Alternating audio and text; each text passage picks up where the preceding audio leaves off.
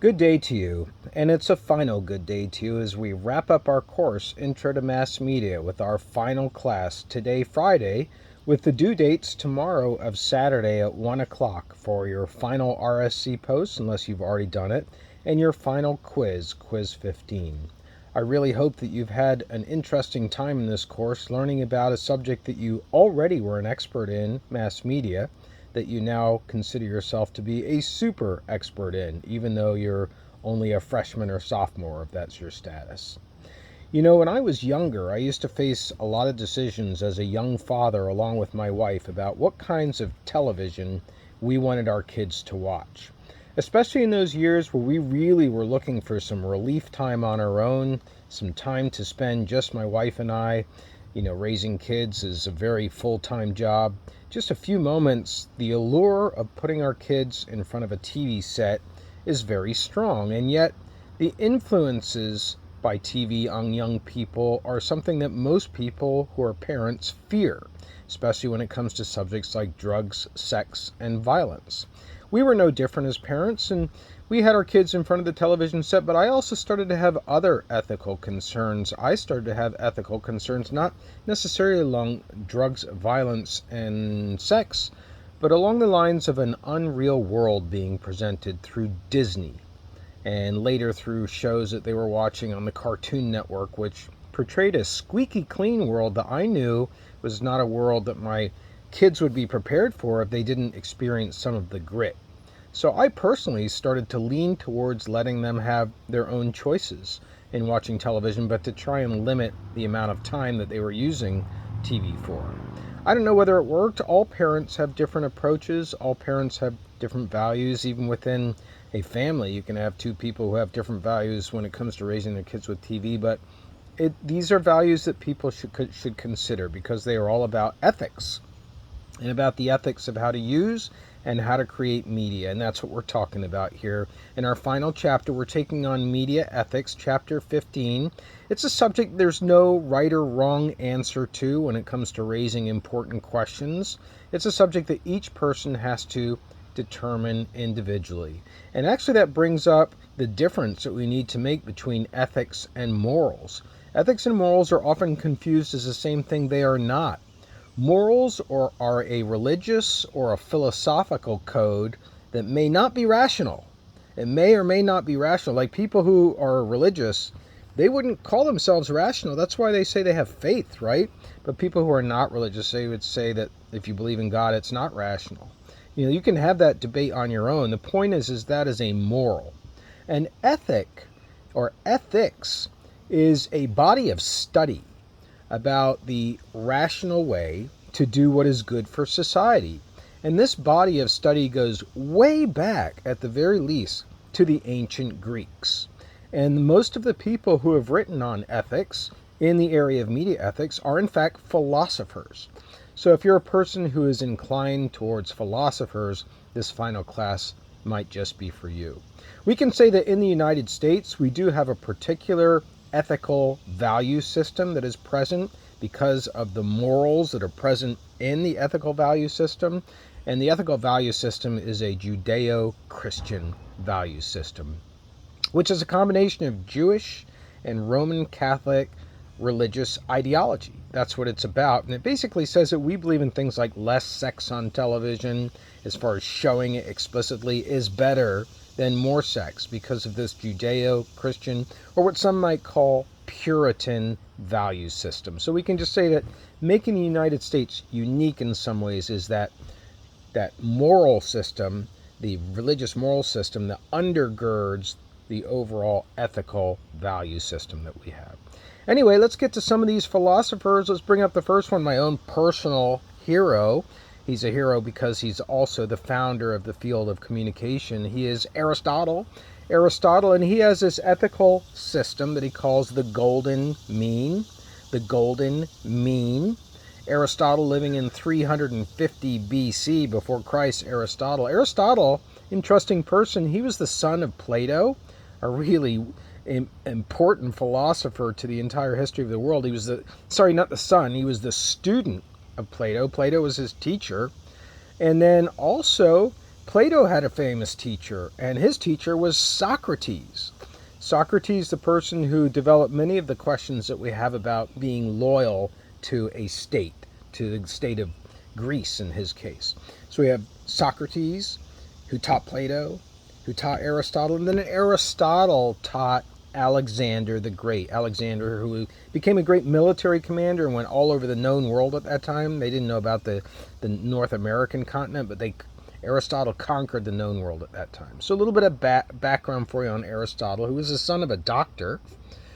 And he had the school that he called the Peripatetic school. New word for you there, probably. Peripatetic, peripatetic. Para means foot. And that's what his school was, walking around on feet. He didn't believe in sitting in a classroom. He believed in taking his students in small groups and walking them down to the river and sitting under a tree and talking. All right, so a lot of background on Aristotle there you didn't necessarily need, but he is my favorite philosopher. I got to use this opportunity to talk about some of the qualities I think are interesting about him.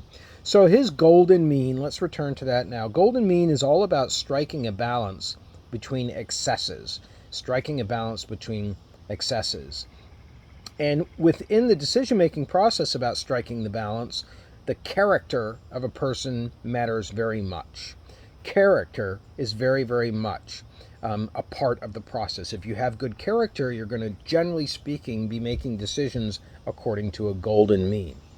So Aristotle's famous way of talking about this is, if you talk about a person's willingness to take risks, one way you can look at a person is they could be reckless, right? Like I know people who would dive off of cliffs into water that you're not really sure whether there's stones or stuff or whether it's shallow. They'll do it because they're in front of people and they have a crazy side to them. That might be considered reckless. Okay, but then we have a person who seems to be struggling in the water and another person who's not that great of a swimmer but sees that person struggling. They jump in anyhow and they save that person. We might not call that reckless, we might call that courage. Okay, Aristotle says both of those are extremes. What you really want is in the middle. What you want is something that is in the middle. And so you want something that would be considered bold in this case. Somebody who's going to rescue the person by extending hand but grabbing onto a rock. I'm not sure if this metaphor fits right now, but the whole concept of golden mean is about trying to find a middle ground. No extremes. No extremes. And so news media, which is a lot of what ethics apply to, because news media are serious media. They are media that we take to gather information from that's going to inform the way that we live our lives. Not that fictional content doesn't, but news content we rely on to be the real reality, so to speak. So a lot of news reporting focuses on what ethical decisions should be made. If we have a young boy who is drowned in the Delaware River, the news media face the decision of how do we protect the feelings of the family, but also make sure that we know that we send a message that the Delaware is a very dangerous place to swim. What part of the identity of that boy do you reveal? How much of the story do you tell about what the circumstances were behind his drowning? Again, these are individual decisions that you have to make, but the point is you're not just making them randomly or without any basis. What you're doing is you're making them according to an ethical perspective, in this case, the golden mean. Now let's go on to the next philosopher. We're leaving Aristotle behind. We're going to talk about Emmanuel Kant. K-A-N-T, Emmanuel Kant. He was a German philosopher, Emmanuel Kant, living in the late 1700s. And he said, no, forget about character. Forget about actually the idea of morality, the idea about good behavior. Forget about it as residing in the actor, the person, because of their character. No, it doesn't. Morality resides in the action. It resides in the action. And instead of seeing people as a means to an end, people should be the ends. They should be the ends. You don't get to things by going through people and getting them to do things for you. Human beings are the end. And actually, Kant had a much more rational view of human beings because he thought that they had the ability to reason. He didn't think that they would be swayed so much by emotion when reason is presented to him. Okay, so finally, his big ethical perspective is the categorical imperative. Yeah, that's the name of it, the categorical imperative. The categorical imperative is where you act according to universal laws. You act according to universal laws. There are no variations in the circumstances that cause you to change your behavior just because the circumstances are different. So universal laws, for example, would include you're not going to murder somebody no matter what the circumstance. That's a categorical perspective. And some of you might say, I agree with that. Yeah, of course I'm not going to murder anybody. But then there's the case of a situation where one of your family members is murdered. Will you not feel the feelings of wanting to murder the person who murdered your family member? I would think that's a very normal reaction, whether those feelings are fleeting or not. In Kant's ethical perspective, you have to maintain the same way of acting no matter what the circumstances. You can't worry about the consequences of your actions. So let's say that you're making a documentary, and let's say you're interviewing two twin sisters. You're doing this documentary series on twins, and the twin sisters actually look very, very different from each other. One is very overweight and one is very, very thin. And you have them on your documentary, and you're faced with the question, do I raise this question that everybody is probably wondering? Or do I say, no, this is body shaming. This has no relevance. It's about the person. That's an ethical decision that, according to Kant, should be made according to universal laws. So if you have the universal law that you ask every person on your documentary series an uncomfortable question to expose an answer that most people in your audience you think are waiting to hear, you can't shy away from it because it's going to be detrimental to two human beings, one of which is a twin. You can't do that according to Kant. It's all about making sure that you adhere to universal laws and you cannot worry about the consequences of your actions. Now let's go on to John Stuart Mill. John Stuart Mill is an English thinker. He was living during the 18th century, also the 1700s, and his ethical perspective was called utilitarianism. Utilitarianism. And it was based on the principle of utility. The principle of utility is the greatest good for the greatest number of people. Another way to look at it is that which causes the least amount of pain. And actually this perspective says, no, you're all wrong, Emmanuel Kant. The consequences of an action are important in deciding what is ethical. But at the same time, an act can cause both happiness and pain. If I was in a room with you, if we were fortunate enough to be not in a pandemic and we were all taking this class in a room, and I brought a radio receiver with me and I said, I'm going to step out for a few minutes. You guys put on a radio station you want to keep yourselves entertained. I'll be back in a couple minutes. If I leave the room and I come back in, what kind of radio station do you think is on? Is it heavy metal? No. Is it country? Probably not, even though it's the most popular format in the United States. Is it rock? Maybe, because of the age of the audience, but most likely it's going to be pop music. It's going to be top 40. Why is that?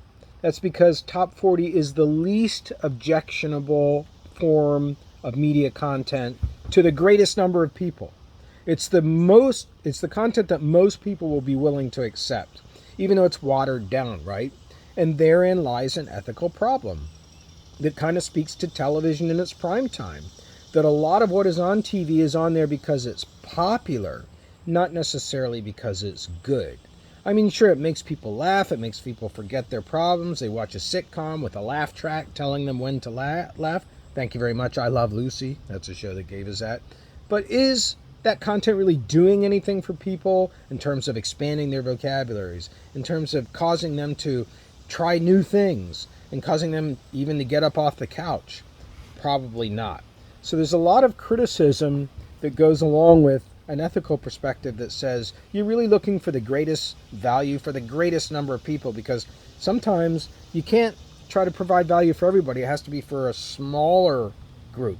You have to provide a television show that is intellectually challenging, because there are people out there who are intellectually challenged. You might say Big Bang Theory is that, but I would say not really. I would say that's really more of watering down intelligence, but it does illustrate the idea that in utilitarianism, trying to find the greatest good for the greatest number of people is not always achieving, or is not always reaching for the stars. Now let's talk about the next philosopher. His name is John Rawls. RWLS, John Rawls. He's an American philosopher living in the 1900s. And he was saying that that which is just also has to be fair. Has to be fair. And what he was getting at was he believed that each person has an equal right to liberty, to freedom. But at the same time, he found that social and economic and ethnic inequalities are also present in our society, particularly when it comes to race.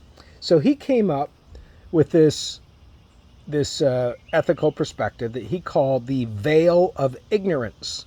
The veil of ignorance.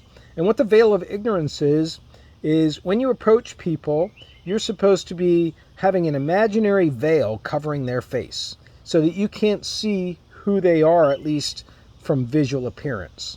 And that will then cause you to suspend any bias you have about a person so that you can just judge them based on their ideas. Because let's face it, for ethnicities, a lot of times people are looking at skin color and making snap decisions.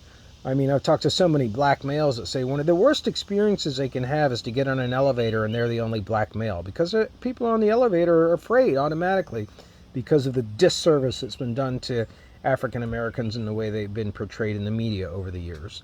That's a whole other subject. But the point is, behind John Rawls, his approach is that you take away knowing much about the surface of a person so that you can then base your interactions with them on who they really are. And we have this in academia. If you go to publish a journal article, like I've had to do in my profession, that's a mark of achievement to publish a journal article, it's going to undergo what's called a blind reviewed process, meaning they're going to take my name off the front cover so nobody knows Rob McKenzie and my reputation, where I work, and my age, gender, etc. That they just see they don't even see my name, they just see the work and judge it on its own merits, on whether it should be published or not. And that's what's going on in mass media, but there are still inequities. Blacks and Hispanics make up a very small percentage of management positions in media. We've talked throughout the course, and we will a little bit before we finish our lecture here today, about misrepresentation of ethnicities and genders and sexuality in the media. And that's what John Rawls' ethical perspective is, to try and fix that situation, right? Make decisions without considering the status of people, make them based on the value of what they can offer. Now that takes us to our next ethical perspective. This one comes from a person you might recognize. His name is Hutchins, Dr. Hutchins, who formed the social responsibility theory that we talked about earlier in this class. Well, it also is an ethical perspective. Social responsibility ethics came about in the 1940s by the Chicago professor Robert Hutchins. He was concerned, you might recall, about cynicism after World War II and news reports that in the media were making the population be really, really sour on life. Kind of like news was, last year with the pandemic and the presidential election and the hacking of elections and fake news and all the things that were bad news. That's what Hutchins was trying to address. And so he said, as we mentioned earlier, and we discussed social responsibility, that media have the responsibility to give a voice to the public and to society. And media have to live up to that responsibility and serve it. Instead of just serving commercial interests, media have to live up to the interests of the public. They should be truthful, competitive, and intelligent. That's what the content should be. And there should be an open forum in media where people can exchange comments and criticism. There should be a place in there for the average person. And that there should be a full access to the day's news, not buried at certain times in the day, or not stories that are not covered. It's a very idealistic framework. It did come up within the United States, which is nice to know, but it's basically about having balance because media have a social responsibility. Now let's go into our final ethical perspective. Our only female to contribute an ethical perspective here is Cecilia Bach. Cicella, I should say. She spells her name Sissela, Cicella Bach, writing in 1934.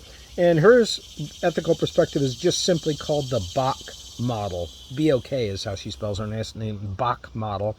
And she says that when you make decisions in a media environment, you've got to consider three things, three steps, which make up her model. The first is you've got to consult your own conscience. Like, what do you really believe? If you're a reporter covering an abortion march, you got to really dig down deep and see how you stand on that and how it's going to impact your reporting. If you're a person that really believes that climate change is happening and it's really bad, you got to think about that when you report on an oil spill.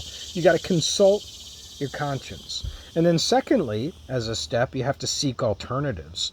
So you're trying to get outside of your own person and you're trying to seek other ways of doing things that you hadn't considered to broaden your perspective and allow you to make the best decision. And as part of that, you do the third step. The third step is to hold an imaginary dialogue with everybody involved. Hold an imaginary dialogue. I mean, you probably do that, right? Do you have somebody who's deceased in your family and you say to yourself, I've got a decision to make. What would this person say? I really value that person when they're around. What would they say? That's what this is about. It's about trying to get into somebody else's head.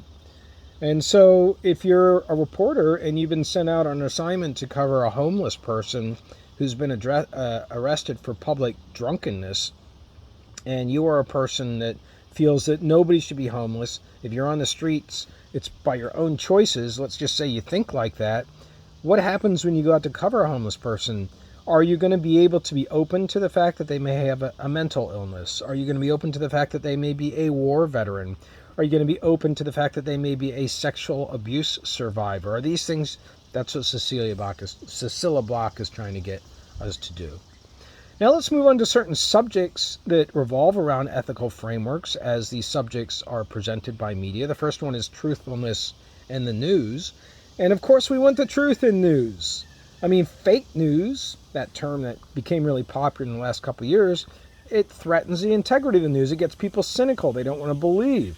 And unfortunately, there are lots of examples of really high-profile journalists who have kind of blown the integrity of the news. We've got Washington Post reporter Juliet Cook. She made up a story about a child heroin addict. Washington Post. We've got the New York Times writer Jason Blair plagiarizing 31 stories, stealing 31 stories. We've got a Washington Post reporter who revealed that he was an undocumented immigrant when he came to this country. All of which raise a question, when is not telling the truth justified? I mean, is it justified? Again, it's a question for you to ask. You could say that the Washington Post, I don't care if the story was made up about a child heroin addict, it exists. Child heroin addicts in Washington, D.C. exist right now. That story should be told. It doesn't matter if Jason Blair plagiarized 31 stories as long as he captured accuracies.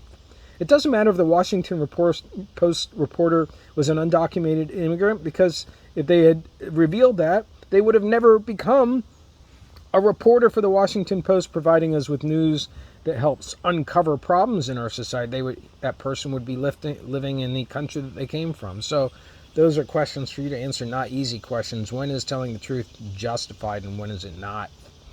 Now let's move on to another issue, which is conflict of interest. Conflict of interest. Conflict of interest is when you just can't be objective because you have a personal connection to a person who's involved in the story that you're trying to write, or to the organization that's involved in the story. You sit on their board.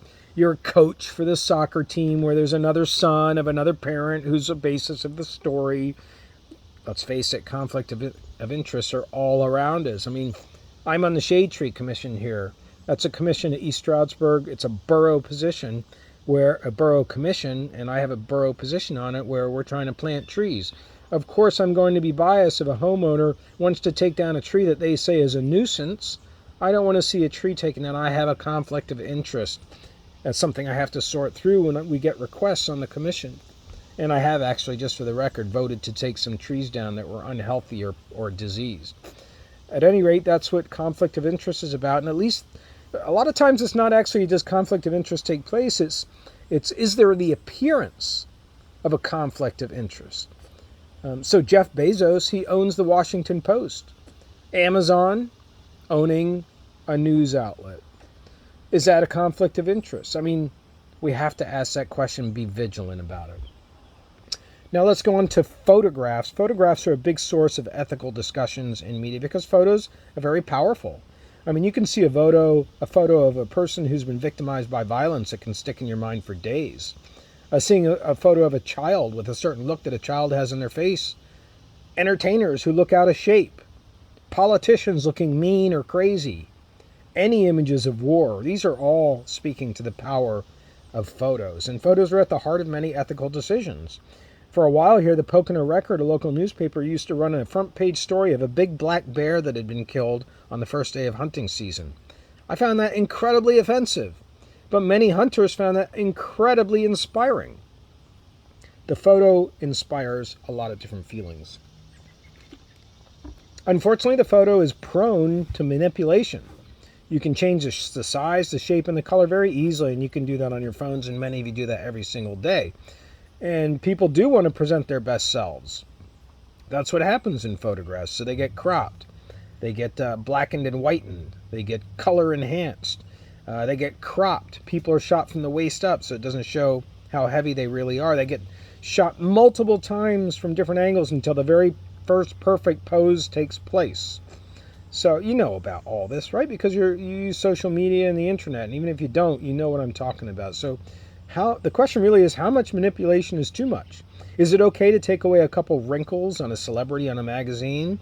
But what happens if plastic surgery has taken place and that's not revealed, thereby presenting an image to people that it's okay to be unhappy with how you naturally age and that you need to cut away skin to try and achieve youth that you'll never be able to achieve chronologically? I mean, that's my opinion coming out there.